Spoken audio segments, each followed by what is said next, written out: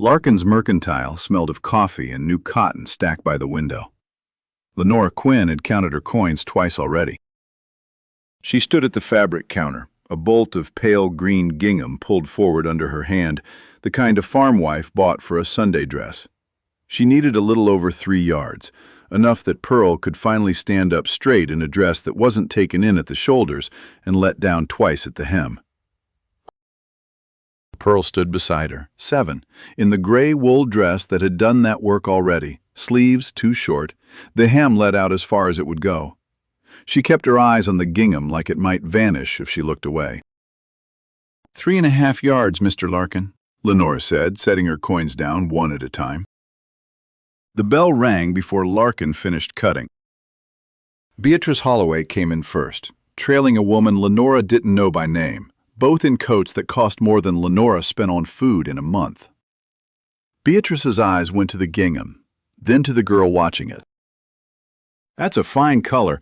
I'll take the bolt, Mr. Larkin. All of it." Larkin's scissors stopped halfway through the cut. He looked between the two women like a man counting exits. "Miss Quinn was ahead of you, ma'am. She's just bought—" "A yard or two, I'd imagine." Beatrice looked at Pearl, not Lenora. A woman buying a whole bolt ought to be served first. Only good sense. "I was here first," Lenora said. Quiet, not sharp. "I'm sure you were." Beatrice's companion let out a short laugh through her nose. "Though I can't imagine what use good gingham is to a household that can't keep current with its accounts." Beatrice's eyes stayed on Pearl. "A pretty dress won't change what folks call a child with no man's name behind her."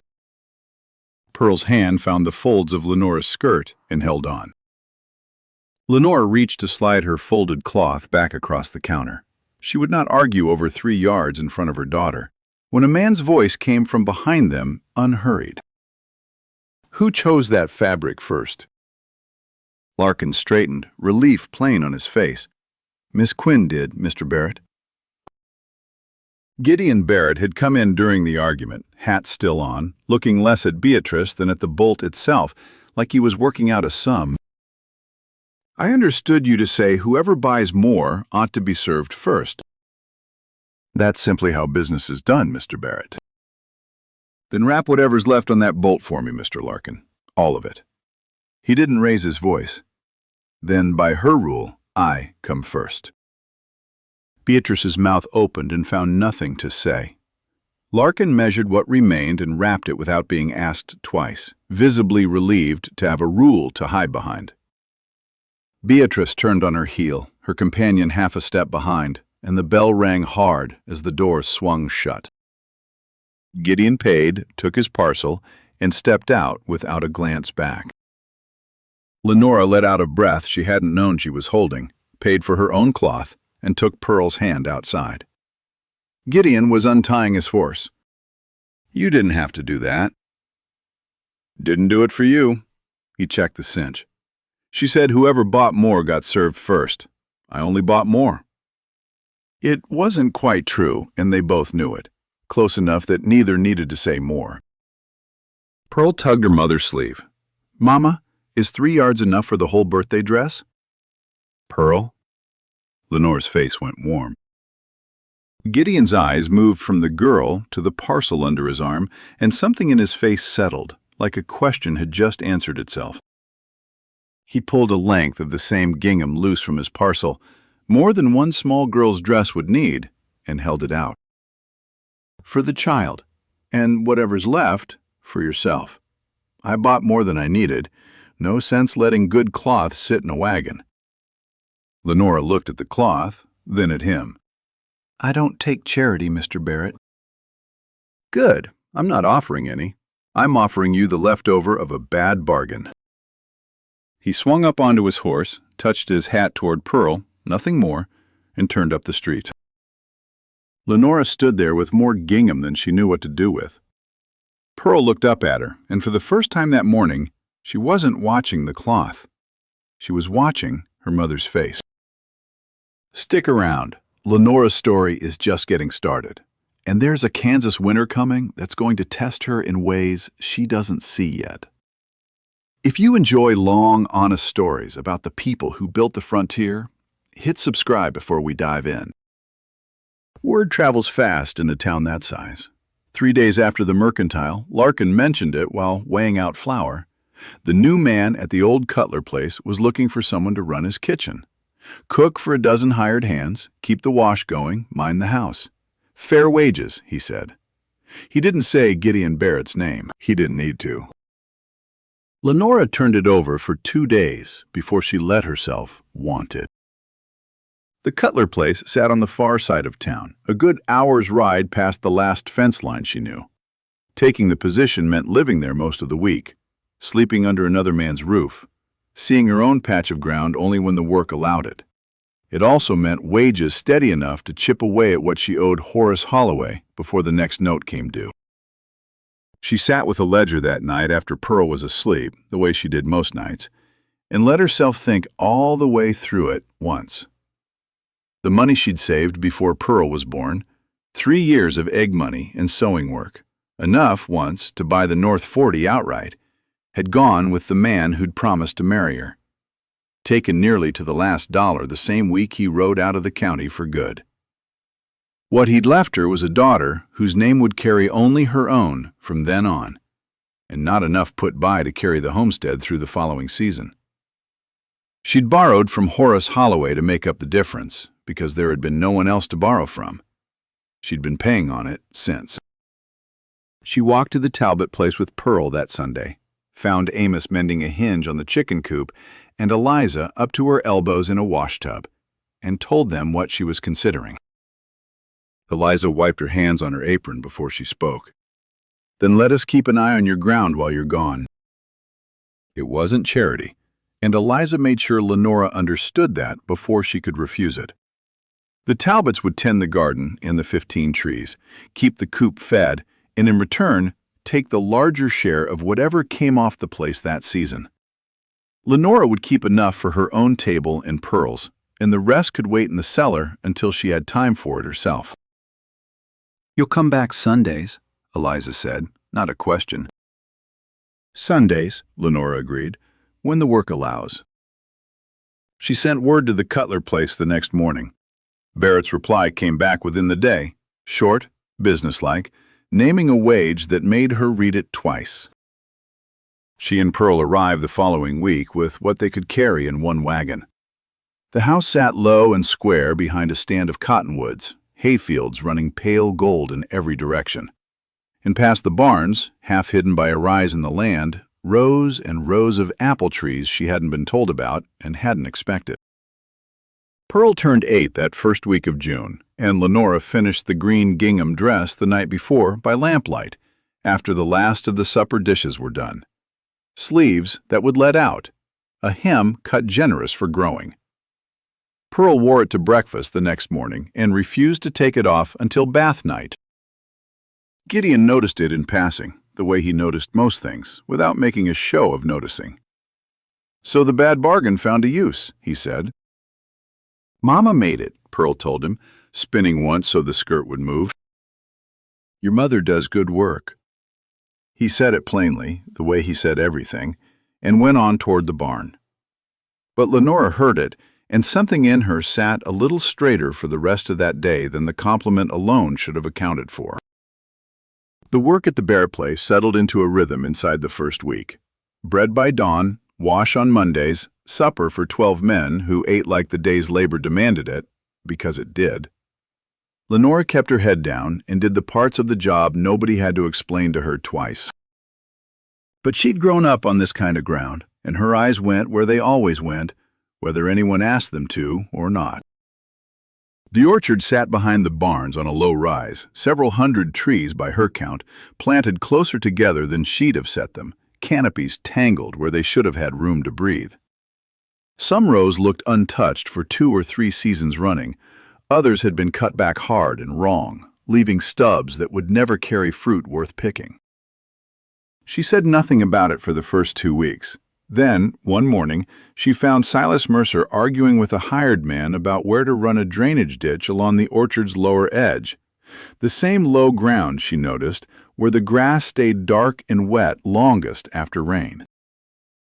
"That corner flood's different than the rest of the place," she said, before she'd decided whether it was her business to say it. "Water sits in that low stretch longer than anywhere else on this land. Cut your ditch on the upper line, not along the bottom, or you'll just be moving the water instead of getting rid of it."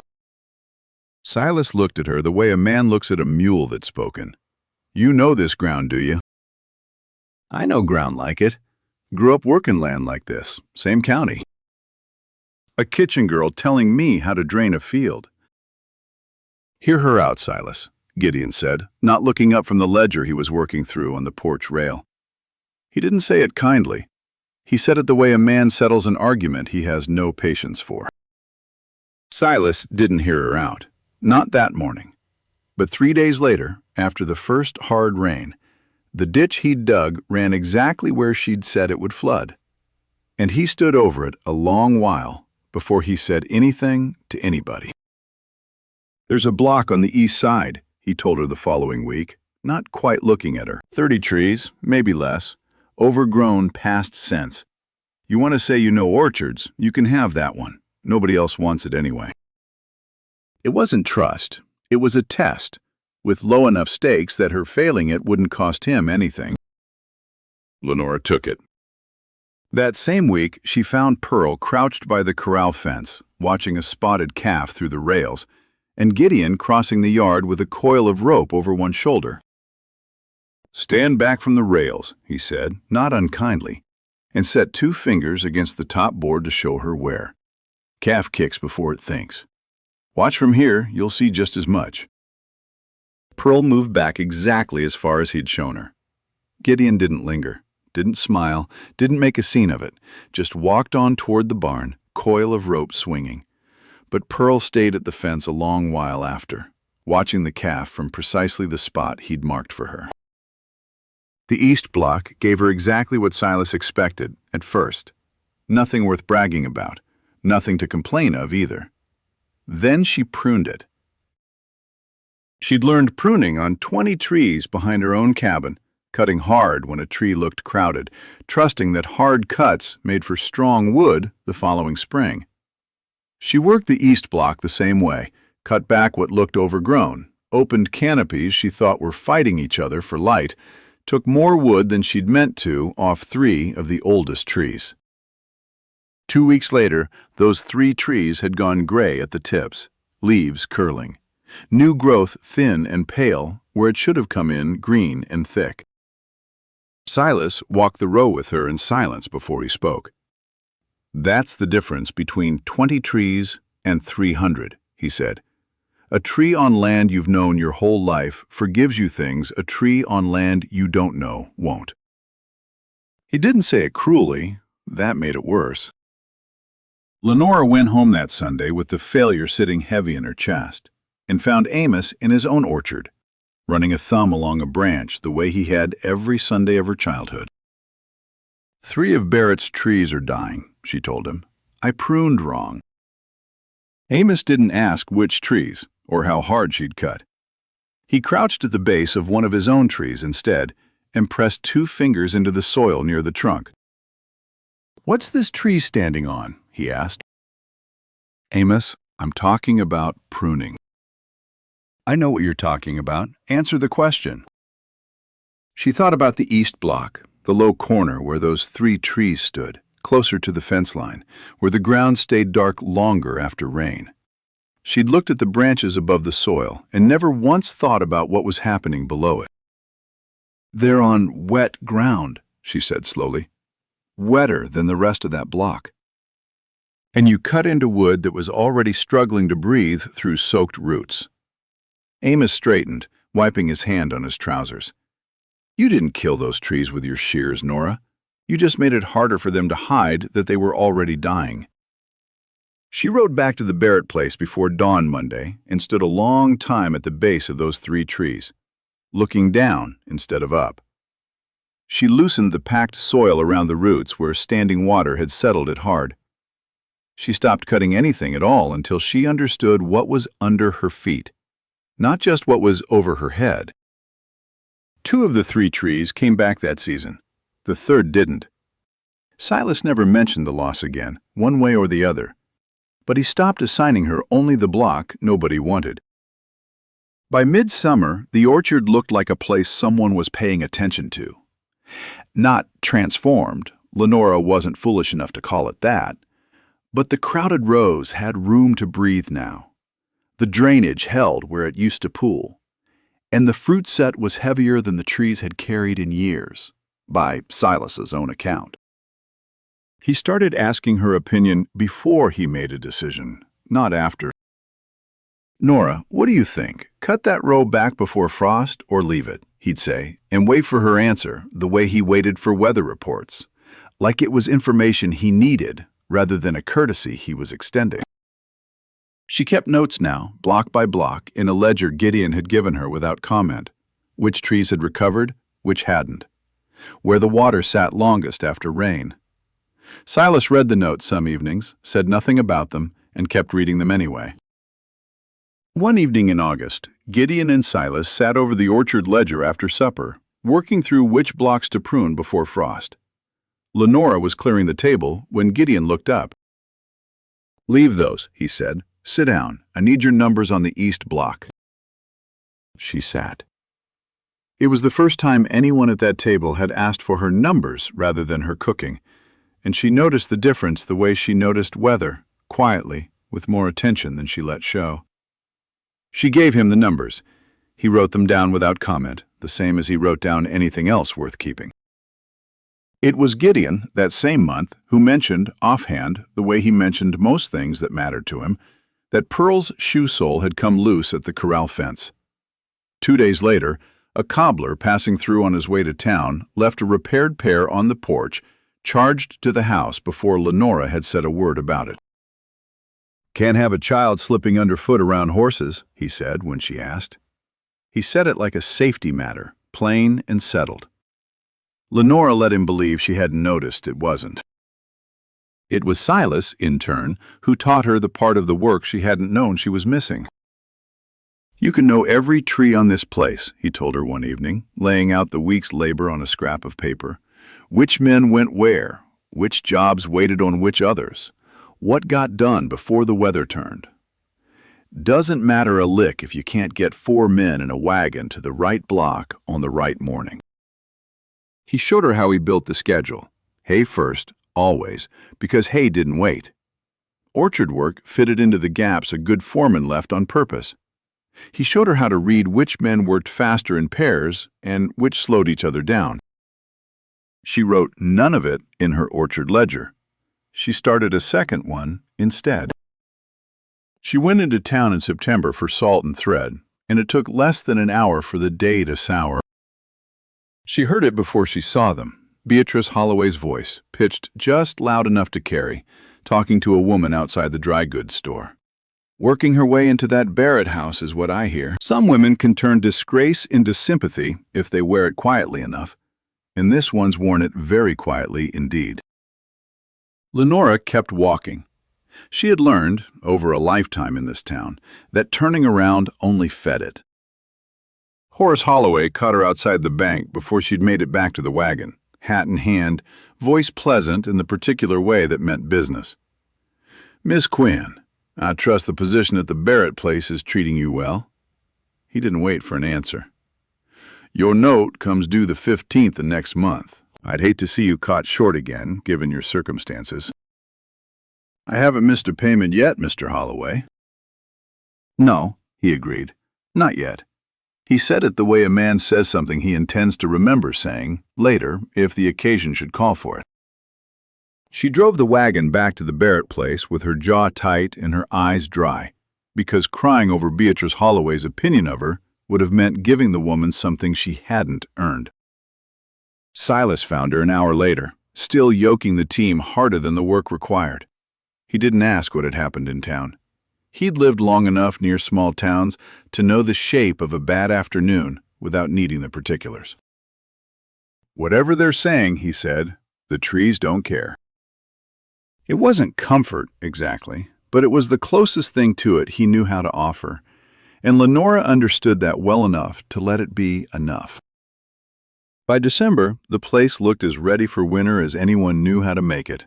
Hay stood stacked to the barn rafters, more than Silas had put up any year before, he said, though he didn't say why he'd felt the need. Lenora walked the orchard block by block with a stub of pencil, marking which rows sat lowest and which trees she'd want to check first if the thaw came hard. Gideon rode out twice that month to look at range conditions west of town, and came back both times saying little, though he ordered extra feed both times, too. Nobody said the word blizzard. Everyone, in their own quiet way, prepared for one anyway, mending fence, banking the henhouse, stacking wood higher than the winter before. By the third week of December, Silas allowed that they'd done what could be done. It would turn out, within a month, that no one had done enough. Because no one, that December, had any way of knowing what enough would need to mean. The storm came in the first week of January, and everyone who'd lived on this land long enough said the same thing afterward. They'd known it was coming and hadn't known how bad. Because there was no way to know how bad until it was already on top of you. The first blizzard blew through on a Sunday, snow driving sideways for the better part of a day. Lenora thought that was the worst of it.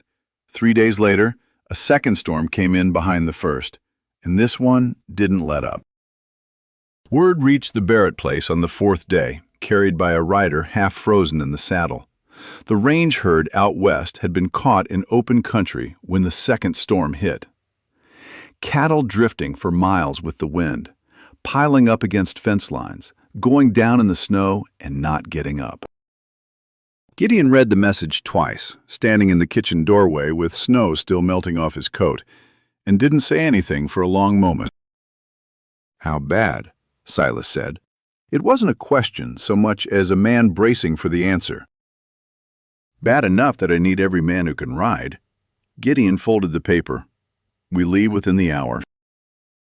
There was no argument about whether Silas would go.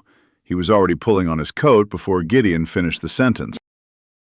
It was Silas who stopped at the kitchen door on his way out, snow still swirling behind him, and looked back at Lenora the way a man looks at something he's decided to trust without saying so directly. "I'll be gone I don't know how long," he said. "Hay's put up. Men know their work without me standing over them." He paused, and for once didn't seem to know quite how to finish it. "Orchard's yours. Whatever needs doing, you decide it. Don't wait on us. And if something goes wrong you didn't plan for, then you plan for it now." He settled his hat lower against the wind. "I look after grass. You look after trees. Always have, this year. Might as well make it official." Then he was gone, out into the white, and the house went quiet in a way it hadn't been quiet since she'd arrived. The snow didn't finish melting until the third week of January, and when it did, Lenora walked the orchard alone in boots that soaked through before she'd covered half the rows. Most of the trees had come through well enough. Bark split in places, a few upper limbs cracked under the weight of ice, nothing that wouldn't heal with time in the right cuts. But the low block along the east fence, the same low ground that had given her trouble that first season, worried her the moment she reached it. The Jonathan trees there looked worse than anything else on the place. Bark blackened low on the trunks, buds that should have been dormant and waiting already showing signs of dying back. The wine saps in the next row over, planted in the same soil not 10 feet away, had come through leaner but steadier, their bark intact, their buds tight and unbothered. She filed that away without understanding yet what to do with it. Her first instinct was the one she'd trust a year ago. Cut hard, take off everything that looked damaged, give the trees a clean start before spring pushed new growth into wood that was already compromised. She had her shears half raised to the first Jonathan when she stopped. She crouched instead, the way Amos always crouched, and pressed her fingers into the soil at the base of the tree. The ground gave way, soft and cold and far too wet. The ditch she and Silas had cut that first summer had held fine against every ordinary rain since, but nothing about this thaw was ordinary. 2 feet of packed snow going to water all at once was more than any ditch built for a normal Kansas spring had been asked to carry, and the low corner was paying for it exactly the way it had paid before. She thought of 3 trees on this same low ground dying from the roots up while she'd cut at the branches like the problem lived in the air. It wasn't the branches. It had never been the branches. Not really. Not the first time. And not now, with a whole block of Winesap and Jonathan paying for the same mistake at a scale large enough to matter when Gideon could scarcely afford another loss. She knew what the ground was telling her. What she didn't know was whether she trusted herself enough to put 4 men and 2 days of labor behind a guess, with no one riding in from town to catch her if she guessed wrong this time. 3 dying trees she could fix alone and quietly and live with the cost of being wrong. 30 trees, a full block, fruit enough to matter a great deal to a man who'd just lost a third of his herd. That wasn't a mistake she could afford to make twice. She didn't touch a single limb that day. She walked the low ground until dusk, marking with stakes where the water sat worst, and decided the digging could wait one more day. She wanted to be sure before she was certain. She went to the Talbot place that Sunday, same as always, and found Amos in the barn, and Eliza with flour to her elbows, and told them about the low block, the wet ground, the blackened Jonathan bark, the memory of 3 trees that hadn't survived her first mistake with this same kind of ground. "You already know what's wrong with it," Amos said. "You wouldn't be standing here otherwise." "I know what's wrong with the block. I don't know if fixing 30 trees the way I fixed 3 is going to be enough, or if I'm about to waste 4 men's labor on a guess." Amos thought about that longer than she expected. "Water doesn't stop at a fence line," he said finally. "You've been looking at that low block like it's its own problem. Walk the ground above it sometime. If the whole slope's been draining wrong into that corner for years, fixing the block won't hold unless you slow the water before it ever gets there." It wasn't the answer she'd come for. It was a bigger one.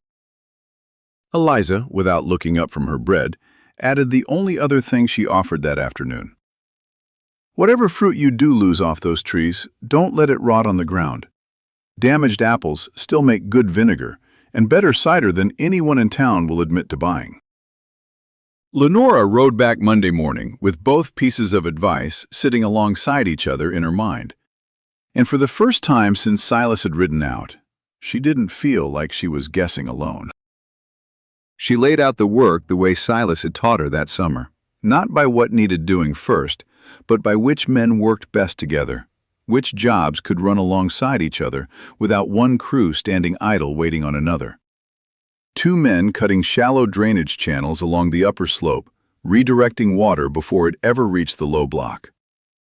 2 more working the block itself, breaking up the packed soil at each tree's base the way she'd done alone that first day, now with hands enough to cover 30 trees in the time it had taken her to do 3. It took 4 days, not 2.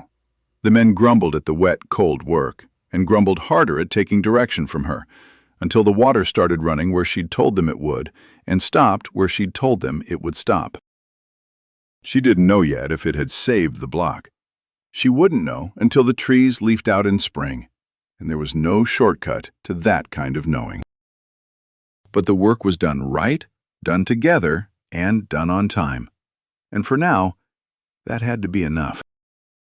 Gideon and Silas came back in the first week of March, riding in ahead of a wagon loaded with what was left of the range camp's gear, and neither man looked like he'd slept properly in 2 months. Gideon's coat hung looser on him than it had in January. He was up before dawn the first morning back out of habit more than purpose, standing on the porch with coffee he didn't drink, and Lenora understood without being told that a man who'd spent 8 weeks watching cattle die didn't stop waking for it just because the riding was done. He didn't talk much that first evening about what he'd seen out west. Silas, when Lenora asked him directly, only shook his head once and went back to unloading the wagon, which told her more than an answer would have. By the time the roundup crews finished counting what remained, Gideon had lost something close to a third of the herd, and the number could easily have been worse. She watched him open the cattle ledger that night at the kitchen table, run a finger down a column of figures, and cross out a line near the bottom, The breeding stock he'd meant to buy that spring, she guessed, though he didn't say so and she didn't ask. He closed the book without comment and sat with his coffee going cold in front of him. "We rebuild smaller," he said finally, to no one in particular. "Takes longer that way. Takes what it takes." He walked the property himself the next morning before he said a word to anyone else, boots crunching through the last of the old snow, and Lenora let him walk it alone. He found her by the low block around midday, where the Jonathans had gone from blackened to merely battered, new growth pushing pale green at the tips where she'd feared there'd be nothing at all. "Silas told me what you did out here," he said.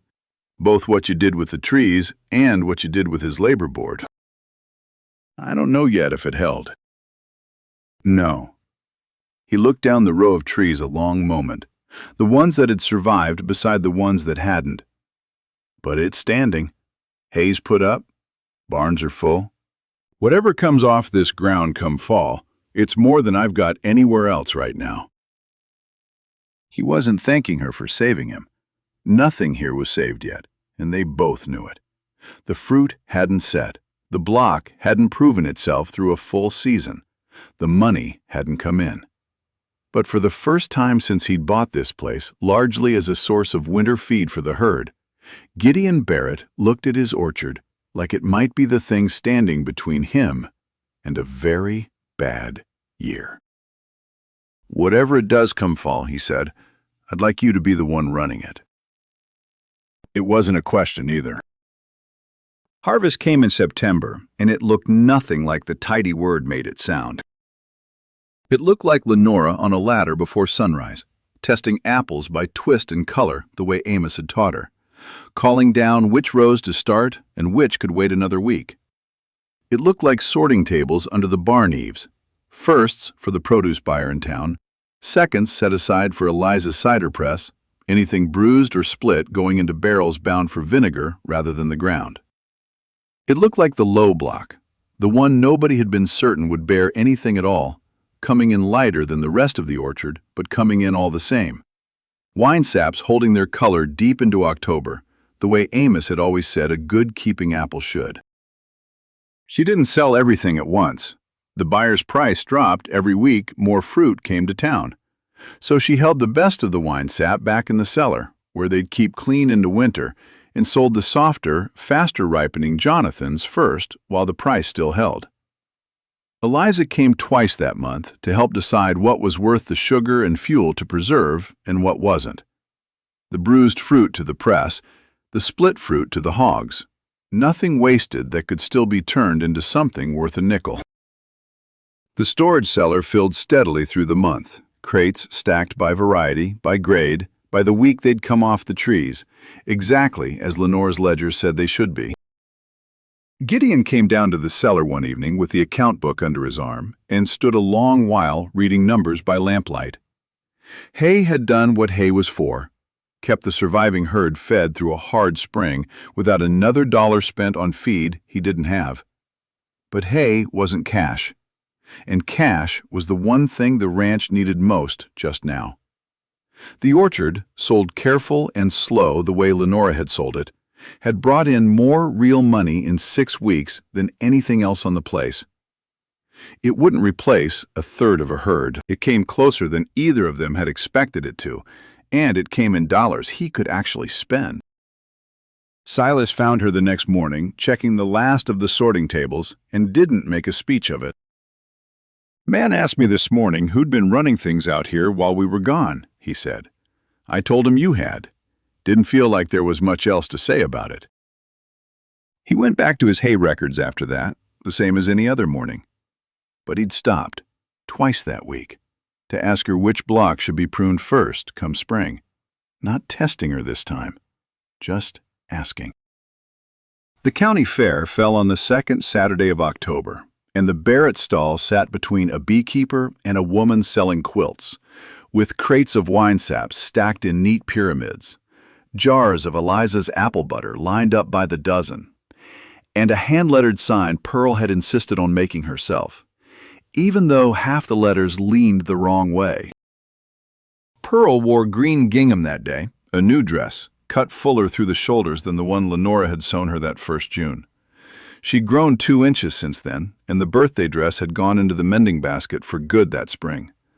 But there had been enough of the same cloth left folded away in the bottom of Lenora's trunk, the length Gideon had pressed on her outside the mercantile, more than one small girl's dress had ever needed, to cut a second one, roomier, with a proper sash Pearl had chosen herself. She ran the length of the fairground twice before noon and came back both times with apple butter on her chin. A farmer Lenora barely knew stopped at the stall mid-morning. "Quinn, isn't it? Heard you brought that east block through the thaw last spring without losing the stand. How'd you keep the roots from sitting wet like that?" She told him. He wrote it down. A woman who'd crossed the street to avoid her 18 months ago bought 2 jars of preserves without comment, counted her change twice, and said, "These are good," like the words cost her something. Horace Holloway found her an hour later, working through the crowd toward the Barrett stall with the particular unhurried walk of a man who had somewhere else to be, but wanted this handled first. "Miss Quinn, I don't suppose you've forgotten the note." "I haven't." She wiped her hands on her apron and counted out the payment from the tin box under the table, full, and a little over, from 6 weeks of apple sales she hadn't needed to touch until now. He counted it himself, wrote the receipt against a crate lid, and handed it back without much to say about it. Beatrice Holloway stood near enough to see the whole exchange, a jar of someone else's preserves still in her hand, and said nothing at all. It was Silas, passing the stall with a bushel basket over one shoulder, who answered the question nobody had quite dared ask him directly all morning. A neighbor, wondering aloud, within easy earshot, how the Barrett place had come through the winter with fruit to sell at all. "You want to know why there's apples on this table?" Silas said, not stopping, not raising his voice. "Ask Nora Quinn. Wasn't my doing." He kept walking. Beatrice heard it. Half the fairground heard it, one way or another, and nobody thought much of it at all, which was, Lenora understood, exactly the point. It wasn't a scene. It was simply true, said out loud in a place where the truth could travel on its own. They walked back toward the wagons as the light went long and gold over the fairground. Pearl a few steps ahead with a ribbon she'd won for something Lenora hadn't seen her enter. Gideon fell into step beside her, hands in his coat pockets, in no particular hurry. "I've been thinking about the north slope," he said. "Ground's never been planted. Enough room for another 200 trees, maybe more, once we know it drains the way it should. That's a lot of ground to gamble on one more block." "It is." He watched Pearl chase the last of the daylight toward the wagon. "What would you plant there?" Not, "I want to plant," not, "I've decided." She noticed the shape of the question before she answered it, the same way she'd been noticing all season the shape of a man who asked rather than told. "More wine sap," she said. "They keep, and something that ripens earlier, so the picking doesn't all fall in the same 3 weeks. "Then that's what we'll plant." Pearl ran back toward them, breathless, ribbon streaming from one fist. "How long until there's apples on the new trees?" "Few years yet," Lenora told her. Pearl's face fell exactly as far as a child's face falls over news like that. "Then we better plan on staying," Gideon said, "long enough to see it." He didn't say anything else. He didn't need to. They walked on toward the wagons together, the 3 of them, with the last of the fair light going down soft and orange behind the hills. I keep coming back to stories like Lenora's, because I think most of us know what it's like to be underestimated for something we didn't choose. A hard season, a bad break, a version of ourselves other people decided to believe before we'd said a word. What I love about her story isn't that someone finally saw her. It's that she kept doing the work, whether anyone was watching or not. And the seeing came late. And it came because of that. I don't know a faster way to earn trust than that. I just think it might be the only way that actually holds. One more thing before I let you go. This channel just passed its first 100 subscribers. That might not sound like much, but it means 100 people decided a story like this one was worth an evening of their time. And for a channel this new, that means more to me than I can easily say. If you're one of those 100, thank you. Genuinely. If something in Lenora's story matched something in your own, a season you had to get through, quietly, on your own, I'd like to hear about it in the comments. And if you'd like more evenings like this one, subscribing costs you nothing and helps this channel keep finding stories worth telling. Thanks for spending this time with me. I'll see you in the next one.